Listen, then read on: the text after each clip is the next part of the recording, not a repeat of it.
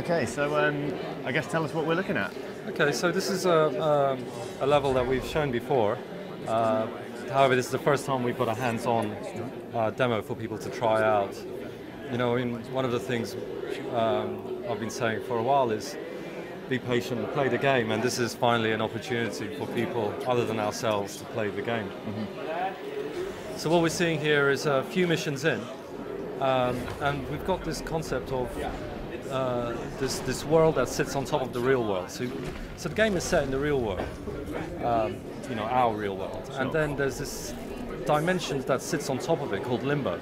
So if we look around, you can see that the people in the real world are kind of reflected in limbo. So you kind of see their ashen figures. They're kind of oblivious to what's going on. Uh-huh. When the demons spot Dante, they drag him into this world to kill him. Okay. So in limbo, the world's alive, and it feels like it's got its own blood and bones, and it spawns these enemies to attack Dante, just like a human body would attack a foreign invader. So what we've got here is one of his angel weapons, which is called the Osiris. Okay. And with that, it's more of a crowd control weapon. So it's quick and it's wide, and you can use it to attack and juggle multiple enemies. And the more effectively you use it, the more it powers up. And then on the other side, on the demon side, he's got the Arbiter, which is a much more powerful enemy. It's best used against tougher enemies. Mm-hmm. So presumably it's a little bit slower than the Osiris. That's right, yes. I'm gonna get up there and rip you apart. So, and also, we do use these weapons for traversal. So, for example, as he approached, you saw the platform there, it just kind of pushed itself in to stop Dante. Dante pulls it back out and can use his angel weapon to kind of to lift towards platforms. Okay, so he's not just against demons, he's against the environment as well. Yeah, literally, it's him against the world. I quite like making metaphors literal. Well, I mean, speaking of which, he just took out that eye which we saw transform from a CCTV camera. Yeah, there's a kind of a Big Brother theme to the world.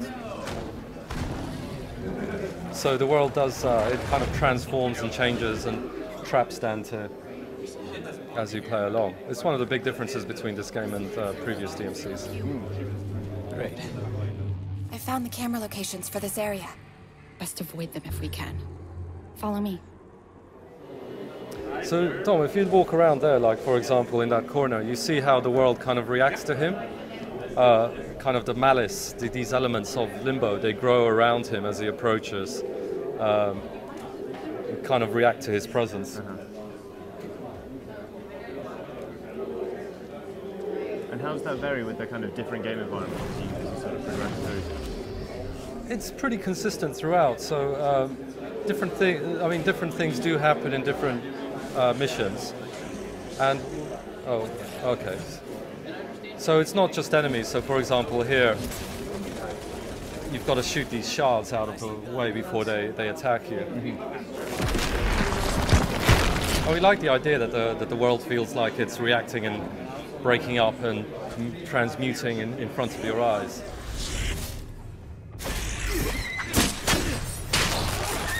So these are our, we call them stingers, they're our aerial, they're kind of demonic cherubs.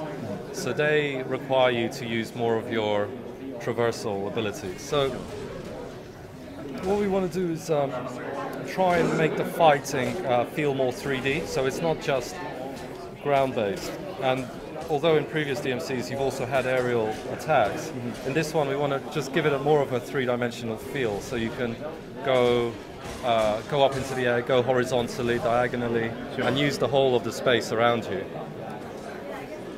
So these are tougher guys, and using just your normal rebellion has a very limited effect. So using your Arbiter weapon, you can break through their shield, or using your demon weapon, demon pull, you can pull off their shield and make them vulnerable. Kind of lets you exploit that verticality. Yeah. Excellent.